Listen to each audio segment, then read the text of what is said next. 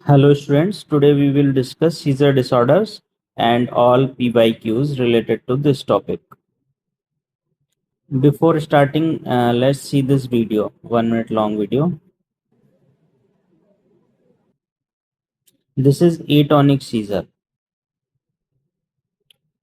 This is automatism, let's see. And this is called lip smacking. This is a type of automatism.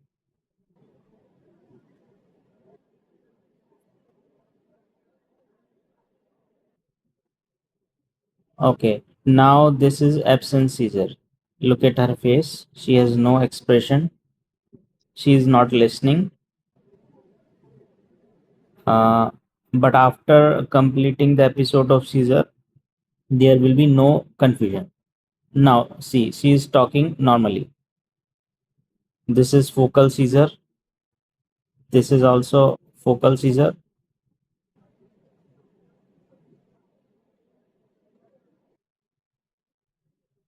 This is myoclonic seizure. Sudden jerky movement. Myoclonic. Okay. This is again myoclonic. This is myoclonic.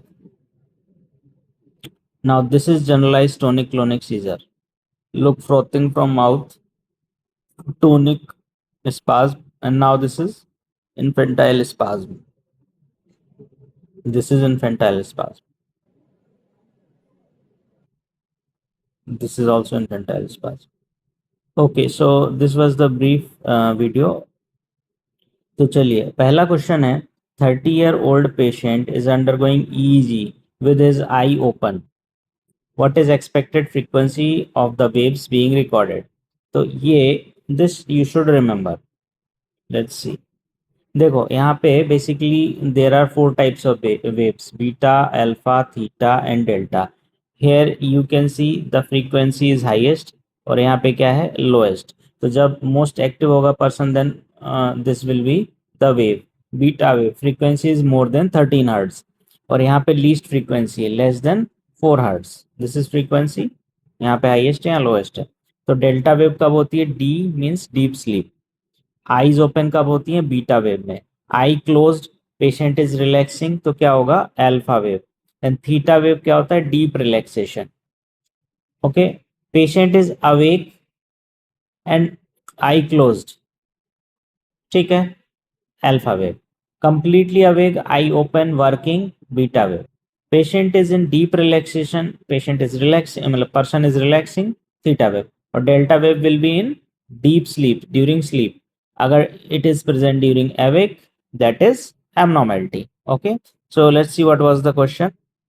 Question है 30-year-old patient eye open. Basically eye open, तो eye open means क्या है? Completely awake. तो answer क्या हो जाएगा?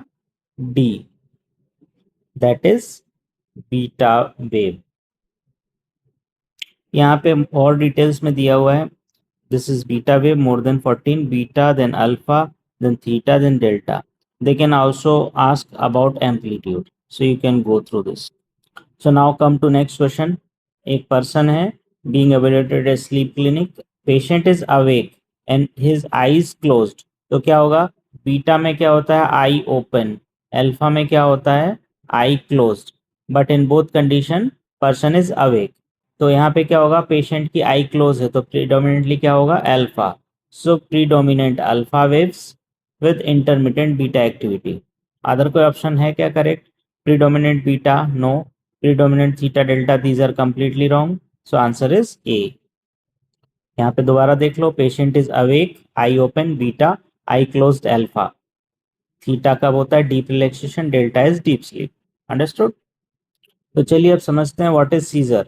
Scissor is a transient occurrence of sign और symptom due to abnormal excessive synchronous neuronal activity in brain. देखो basically seizure is neuronal activity. ये क्या हो रहा है? ब्रेन में न्यूरोनल एक्टिविटी हो रही है.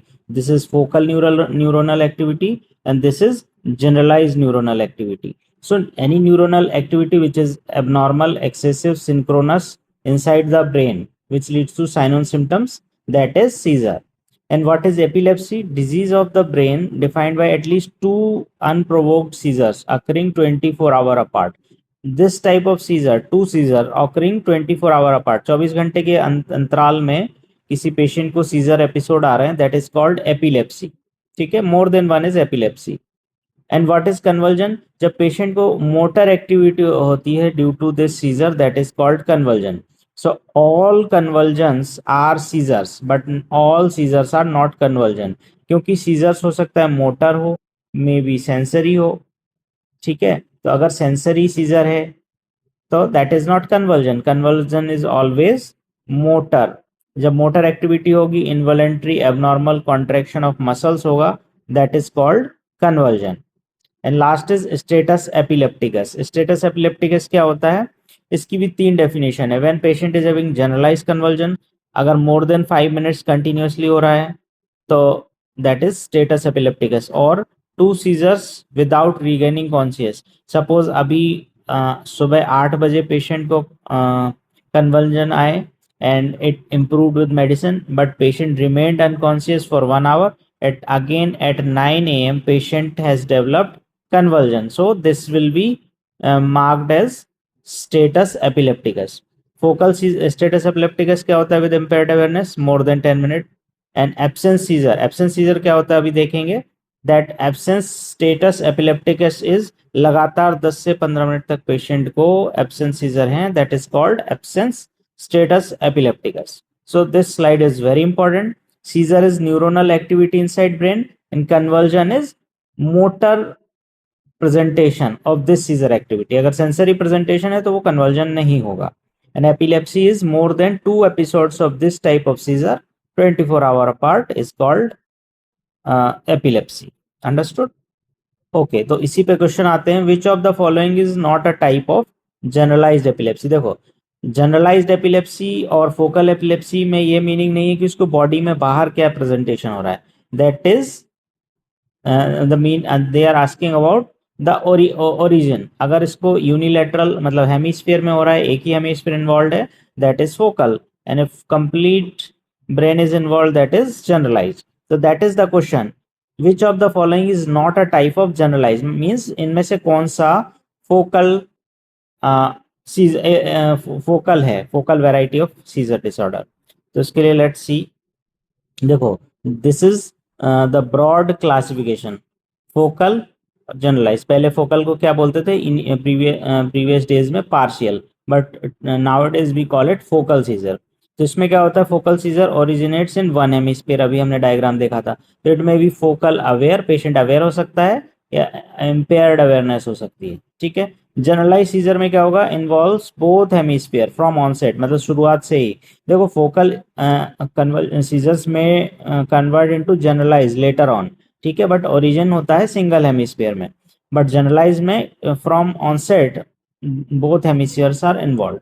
तो absence seizure, myoclonic seizure and tonic clonic, means generalised tonic clonic seizure, GTCS जो बोलते हैं, these all three are generalise seizures. ठीक है, और फोकल टू बायलेटरल हो सकता है या अननोन ऑनसेट है कि हमको पता नहीं चला। इसमें कैसे कंफर्म करेंगे? मींस उसको इनिशियली कैसा था, तो CCTV footage witnessed in sleep only. हमारा जो क्वेश्चन, they are asking which one of the following is focal. तो अभी हमने देखा absence seizure is generalised, absence seizure is generalised, myoclonic seizure is generalised. So answer would be Jacksonian march. तो अभी Jacksonian march क्या होता है? देखो, sequential spread of motor symptom from one body part to other. Suppose patient को initially finger में conversion आए, then hand, arm and face. ठीक है, so this is Jacksonian march. एक बॉडी पार्ट से दूसरे बॉडी पार्ट में मार्च हो रहा है, मिलिट्री मार्च टाइप। तो इनिशियली क्या है? ये एक focal motor seizure originating from motor cortex, means this is focal. Focal में क्या हो रहा है? एक बॉडी पार्ट इन्वॉल्व हुआ है, फिर उसका मार्च हो रहा है अदर बॉडी पार्ट में। अच्छा, ऐसे ही और भी चीजें हैं, इस पे भी क्वेश्चन पूछा गया है। इक्टल क्राई, इक्टल क्राई होता है सडन लाउड क्राई और scream at seizure onset due to forced air through vocal cords. अचानक से उसको बॉडी में स्पाज्म हुआ, वोकल कॉर्ड से सडन फोर्स्ड एयर निकलेगी तो क्या होगा? इक्टल क्राई, एक साउंड निकलेगा, that is called ictal cry. ये किस में निकलेगा? जनरलाइज मतलब जीटीसीएस में, याद करना है, ये क्वेश्चन आया हुआ है। टोर्ट्स पैरालिसिस क्या होता है? ये होता है फोकल मोटर सीजर में। Transient post ictal weakness, patient को सीजर डिसऑर्डर आया, पोस्ट इक्टल का क्या मीनिंग होता है? आफ्टर कन्वर्जन, पेशेंट को convulsion, sorry, after seizure, patient को सीजर आए, सीजर के बाद post ictal means post seizure weakness रहेगी, हेमीपेरेसिस हो जाएगा, जो कि may last up to minutes to hours, मतलब कुछ मिनटों तक, कुछ घंटों तक पेशेंट को हेमीपेरेसिस हो सकता है। तो पेशेंट को क्या लगेगा, डॉक्टर या लोग सोचेंगे कि patient may be having cerebrovascular accident, तो that is Todd's paralysis, but it does not last for many hours, कुछ घंटों में ठीक हो जाता है। So basically this is seen in focal motor seizures, तो इस पे भी क्वेश्चन पूछा गया है। So Jacksonian march and Todd's paralysis seen in focal, ictal cries seen in GTCS, तो ये क्वेश्चन है। थोड़ा सा और देख लो, फोकल अवेयर सीजर हो सकते हैं, फोकल इम्पेयर्ड अवेयरनेस हो सकता है, ठीक है। अभी हमने देखा था फोकल सीजर, जनरलाइज सीजर, तो focal aware, focal impaired awareness, यही हम डिस्कस कर रहे हैं। तो फोकल अवेयर में ऑब्वियसली प्रिजर्व्ड होगी अवेयरनेस, इसमें इम्पेयर्ड होगी। तो मोटर, सेंसरी, ऑटोनोमिक सिम्टम्स हो सकते हैं। कॉमन साइट्स क्या होती है? फ्रंटल लोब, टेम्पोरल लोब और ऑफ वन हेमीस्फीयर। और फोकल इम्पेयर्ड अवेयरनेस कब होगी? जो देखता रहेगा, स्टेयरिंग, ऑटोमेटिज्म, अभी हमने देखा था जो ऑटोमेटिज्म होती है, लिप स्मैकिंग, पिकिंग, वो जो एक लड़की लिप स्मैकिंग कर रही थी अभी इनिशियली वीडियो में, दैट इज ऑटोमेटिज्म। ये टेम्पोरल लोब इन्वॉल्वमेंट से होता है, वन साइडेड, ठीक है, तो इतना पता होना चाहिए। अब जनरलाइज की वैरायटी देख लो। And most of the type of generalise seizure consciousness is impair, tonic, atonic, clonic. Atonic means उसकी टोन सडनली डिक्रीज हो जाती है बॉडी, किसी बॉडी में। Tonic, atonic, clonic. मायोक्लोनिक में यूजुअली प्रिजर्व होती है। This is question. Tonic, clonic, ये जो मेन वेराइटी है जीटीसीएस, इसमें टोनिक भी होगा, क्लोनिक भी होगा। इसमें कॉन्शियसनेस इम्पेयर्ड होगी। और जो एब्सेंट सीजर है, this is very important, in absent seizure consciousness is impaired very briefly, ज्यादा देर तक अगर कॉन्शियसनेस इम्पेयर्ड होगी, दैट सजेस्ट समथिंग एल्स, ठीक है। और we can call it status epilepticus. ये चार्ट है, you can go through this for more details. देखो, तो जो प्रीवियस ईयर क्वेश्चन है, 13 year old boy involuntary sudden jerking movement of both upper limb. Jerky movement है means ये convulsion है, not only seizure, मतलब मोटर एक्टिविटी है। They occur most frequently in the morning after awakening and are provoked by lack of sleep. This type of seizure is classified as, अब ये बताना है। देखो, पेशेंट को सडन जर्की मूवमेंट्स है means myoclonic jerks, पहला चीज ये हो गया, मायोक्लोनिक जर्क्स। तो मायोक्लोनस क्या है? This is generalised. 13 year old boy है, both upper limbs, they occur most frequently in the morning and after awakening and are provoked by lack of sleep. तो अब ये चार्ट है, इसमें से most of the syndromes are very important, question पूछा हुआ है। अभी बात हो रही है जुवेनाइल मायोक्लोनिक एपिलेप्सी की। देखो, मायोक्लोनिक जर्क्स होते हैं mostly in the morning. Generalised polyspike होता है, स्लो वेव, इस पे भी क्वेश्चन आया हुआ है।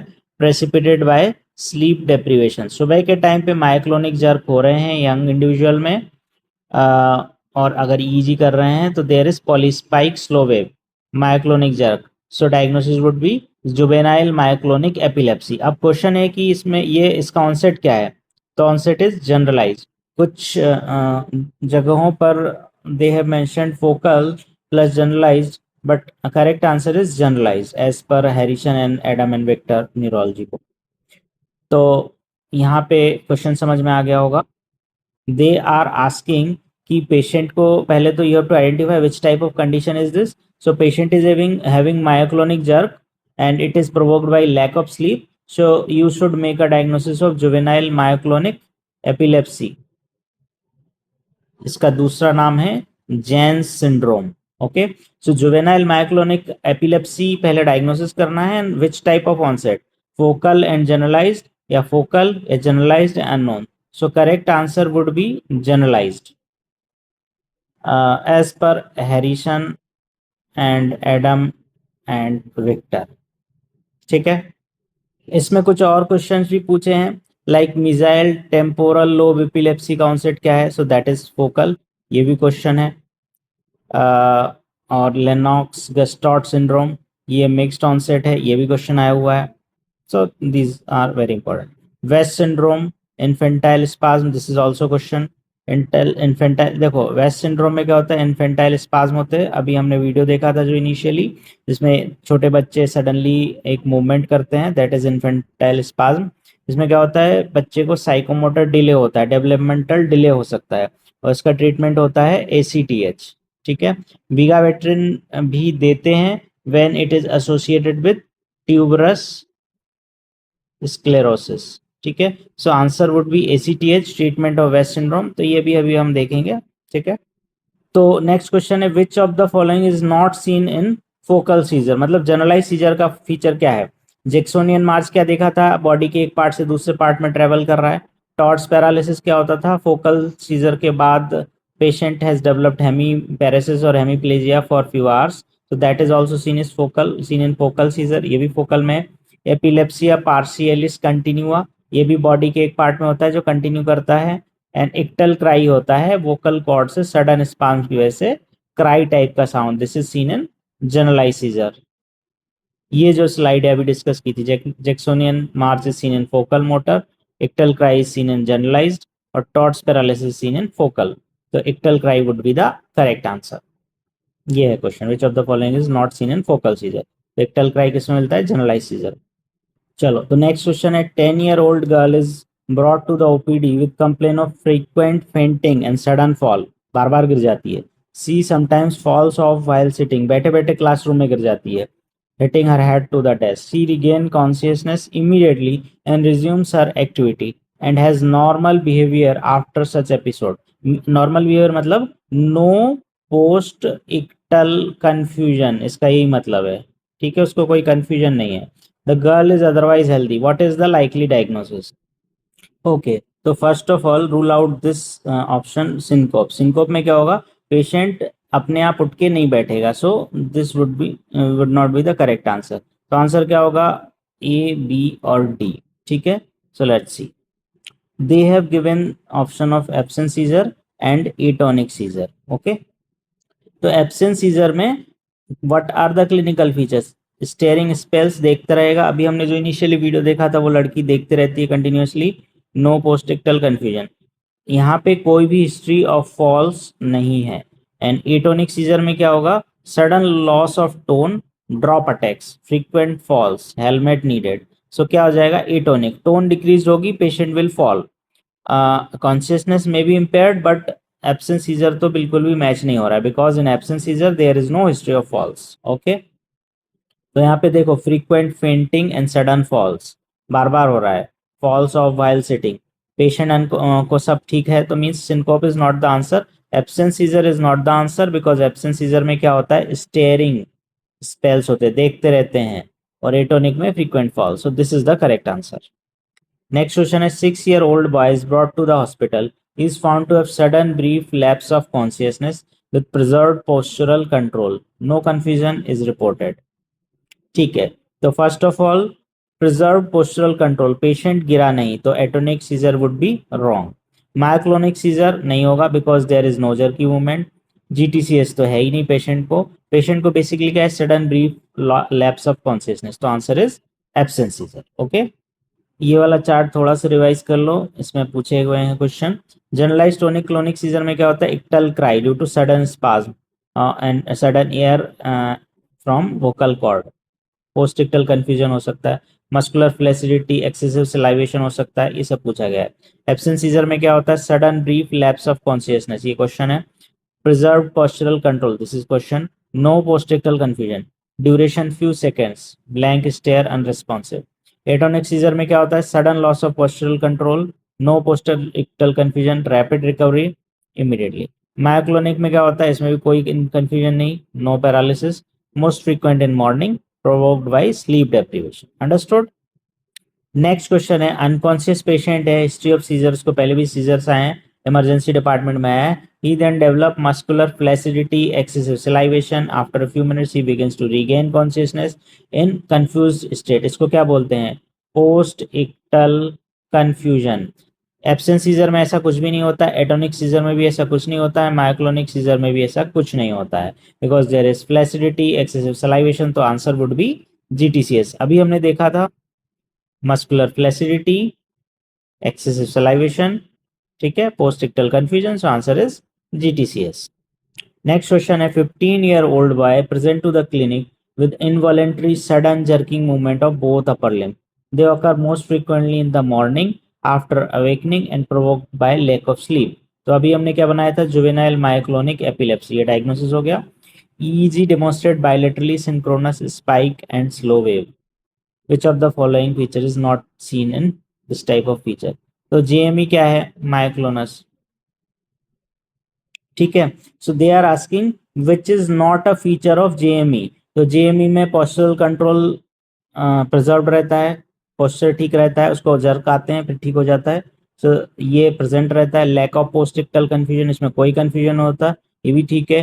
कॉन्शियस रहता है, ये भी ठीक है। Post ictal paralysis, no, this is a feature of focal seizure, ठीक है, जिसको क्या बोलते हैं, Todd's paralysis. This is not a feature of JME, understood, ठीक है। नेक्स्ट क्वेश्चन है, following EEG is that of 6-year-old girl who easily distracted in class, exhibit poor scholastic performance, seizures are precipitated by hyperventilation, ठीक है, ये easy है।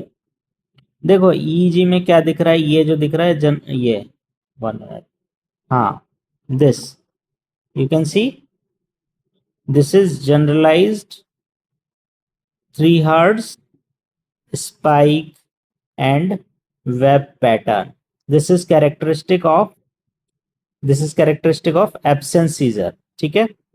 और बाकी clinical history में भी वही है, easily distracted in the class, ठीक है, हाइपरवेंटिलेशन से प्रेसिपिटेट हो रहे हैं absence seizure, this is characteristic of absence seizure. और बाकी यहाँ पे क्या है, generalize 3 hertz spike and wave pattern, okay, so this is characteristic of absence seizure. Next question, very important. What is the first line agent for treating a patient with generalized tonic-clonic seizure? तो इसके लिए you have to memorize the chart. देखो यहाँ पे with this mnemonic you can memorize a typical absent seizure, typically absent-minded ethos वाला means ethosuximide, valproate, lamotrigine. Atypical absence only valproate. Myoclonic Valato, valproate, lamotrigine, topiramate. GTCS Valela, valproate, levetiracetam, lamotrigine. And focal seizures, 5 drugs: oxcarbazepine, carbamazepine, phenytoin, levetiracetam and lamotrigine. Most important thing जो कि पहले पूछा भी गया है कि lamotrigine is first line drug in almost all type of seizure, तो ये क्वेश्चन आया हुआ है लेमोट्राइजिन किस में है, ठीक है। और जो थोड़ा सा ध्यान देना है, ethosuximide different name, unique name which is used in typical absence seizure and atypical absence में वेलप्रोएट। तो ये तो बेसिक क्वेश्चन है, otherwise you have to memorize this chart, and with this mnemonic you can memorize this very easily. Typically absent minded ethos वाला, atypical लोग सिर्फ wall पे टिकते हैं, मायोक्लोनिक डांसर्स लाइक वालाटो स्टाइल, GTCS के लिए वालेला, और ये ठीक है, कैसे भी करके इसको याद करना है, ओके। तो ओरिजिनली जो क्वेश्चन है, first line agent for treating GTCS, तो GTCS का mnemonic क्या है, वालेला मीन्स वेलप्रोएट, ये यूज होता है। अच्छा, इसमें वही पूछा है कौन सा यूज होता है, so valproate is the answer, not phenytoin. और क्या होता है, levetiracetam and lamotrigine, so correct answer is valproate, GTCS वालेला। Next question is 16-year-old boy developed abnormal jerking movement that started in his left hand, gradually involved the entire arm. Following this, the patient experienced weakness, difficulty in moving the left arm for about an hour. 2 similar episodes have also occurred in the past. Which of the following is the first line drug of this condition? तो इसमें क्या हो रहा है, single मतलब कोई एक body part से स्टार्ट हो रहा है और ग्रेजुअली प्रोग्रेस हो रहा है, so this is a type of focal seizure. तो फोकल सीजर के लिए क्या है, ऑक्सकार्बाजिपिन, कार्बामाजिपिन, फेनिटोइन, लेवेट्रासिटाम एंड लेमोट्राइजिन। तो इसमें से कौन सा आंसर यहाँ पे दिया हुआ है? Carbamazepine. So this is the correct answer. Other drug कौन सी है? Oxcarbazepine, phenytoin, levetiracetam, lamotrigine. तो कोई ऑप्शन में नहीं है। नेक्स्ट क्वेश्चन है, all of the following can be used as first line agent in patient with absence seizure, typical absence seizure. तो टिपिकल एब्सेंस का क्या था निमोनिक? इथोवाला, ethosuximide, valproic acid and lamotrigine. तो लेमोट्राइजिन यूज होता है, इथोसक्सिमाइड होता है एंड वेल्प्रोइट यूज होता है। तो आंसर क्या हो जाएगा? लेवेट्रासिटाम। ओके। अच्छा, अब ये पूछा which of the following is used as first line anti epileptic drug for both. तो अभी हमने पढ़ा था चार्ट में, आंसर इज लेमोट्राइजिन। ये देखो, लेमोट्राइजिन, लेमोट्राइजिन, लेमोट्राइजिन, लेमोट्राइजिन। तो फोकल और जीटीसीएस दोनों में यूज हो रहा है। Now, very good question. 34-year-old man is brought to the emergency. Violent shaking of arm, leg for past 1 hour. Past 1 hour अभी हमने क्या पढ़ा था? हमने पढ़ा था more than 5 minutes of generalized convulsion is called status epilepticus. तो उसको तो 1 घंटे से हो रहा है, ठीक है, past 1 hour. He is a chronic alcoholic. 2 दिन पहले लिया था. He is non-epileptic and IV lorazepam and phenytoin are administered to the patient. After 5 minutes, the seizure have not stopped. What is the next best step? ठीक है, तो अब देखना है. देखो, this is the most important slide of today's class.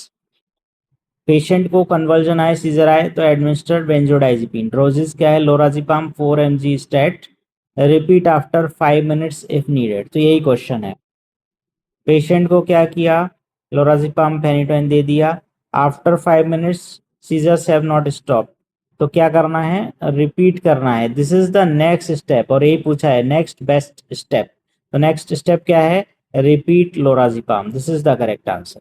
ठीक है, बाकी देख लेते हैं. तो सबसे पहले लोराजिपाम देना है 4 mg. 5 मिनट में ठीक नहीं हुआ, रिपीट द डोज. और IM मिडाजोलम 10 mg और IB डाइजिपाम 10 mg अगर नहीं है तो. ठीक है, अगर IM IV अवेलेबल नहीं है तो बक्कल और नेजल मिडाजोलम और रेक्टल डाइजिपाम कैन बी गिवन. ये भी पूछा गया है. कॉन्करेंटली एंटी एपिलेप्टिक ड्रग्स भी देना है, फेनिटोइन, जो इस पेशेंट को दिया था. ठीक है, कैसे देना है? 20 mg पर kg. ठीक. मेंटेनेंस थेरेपी में क्या होगा? First line anti epileptic drug वो अपने एज पर चार्ट जो पढ़ा था, निमोनिक याद किया था, वैसे देना है. फेनिटोइन, वेल्प्रोइट और लेवेट्रासिटाम डोज याद कर लेना. रिफ्रैक्टरी स्टेटस एपिलेप्टिकस का क्या मीनिंग है? ये सारा कर लिया फिर भी कन्वर्जन्स आर नॉट इम्प्रूविंग, तब क्या करेंगे? मतलब कब बोलेंगे? If unresponsive to 2 doses of benzodiazepine, 2 बार लोराजिपाम दे दिया प्लस फर्स्ट लाइन AED दे दिया, then what will be do? Second line anti epileptic drugs देंगे, वेंटिलेशन करेंगे, IV मिडाजोलाम इन्फ्यूजन करेंगे, सेडेट कर देंगे और IV फिनोबार्बिटॉल दे देंगे. ठीक है, ICU केयर, एयरवे. और सुपर रिफ्रैक्टरी एनेस्थीसिया कॉल करो, propofol infusion. So this is the last resort. ठीक है, तो यहाँ पे 5 मिनट में ठीक नहीं हुआ तो रिपीट करो डोज. फिर भी नहीं हुआ तो क्या करेंगे? फिनोबार्बिटॉल देंगे. फिर भी नहीं हुआ तो प्रोपोफॉल देंगे. ठीक है, थियामिन यहाँ पे कंफ्यूज करने के लिए रखा है. This is given in alcohol induced vitamin deficiency. Okay, चलो नेक्स्ट क्वेश्चन है, which of the following feature would you not expect to see in patient with West syndrome. ठीक है, तो अभी हमने चार्ट देखा तो उसको देख लेते हैं. यहाँ से क्वेश्चन पूछा है, वेस्ट सिंड्रोम या इन्फेंटाइल स्पाज्म जनरलाइज होता है, 1 साल से कम बच्चों में होता है, नाम ही है infantile. Infantile spasm psychomotor delay, बच्चा डिलेड डेवलपमेंटल ग्रोथ होती है, सिरिथमिया हो सकता है.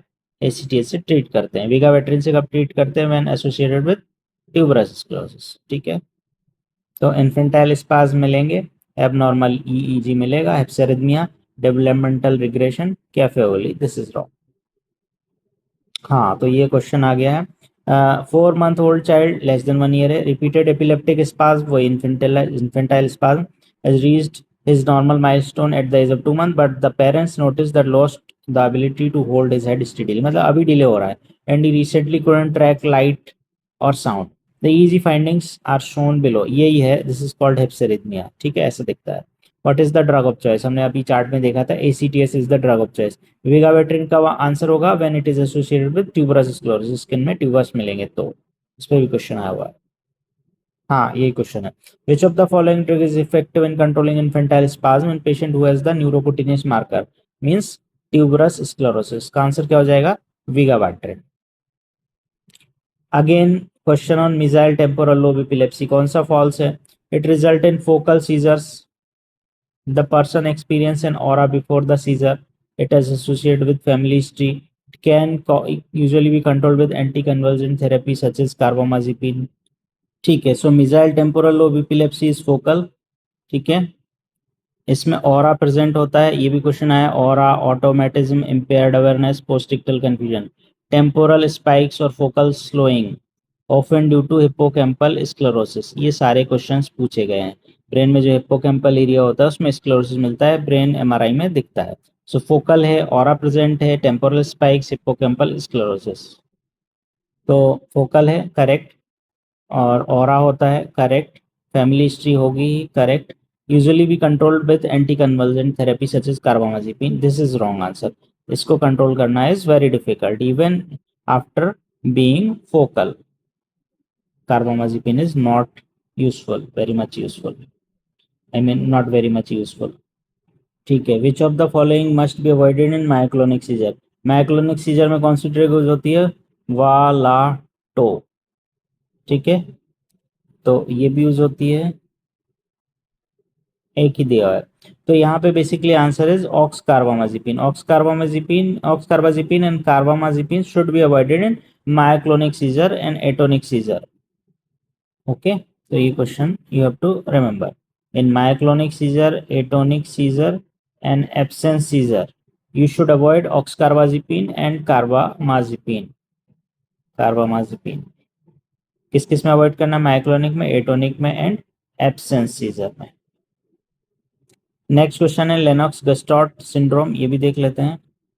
देखो, Lennox Gastaut syndrome is generalized mix, multiple seizure episodes होते हैं, very important, poor prognosis, drug resistance, very important, slow spike wave 3 hertz, these all are question, generalized disorder, multiple seizure type, tonic, atonic, atypical, absence, कुछ भी हो सकता है, slow spike wave, poor prognosis, drug resistance. ठीक है, तो which of the following is seen in patient with Lennox गस्टॉट?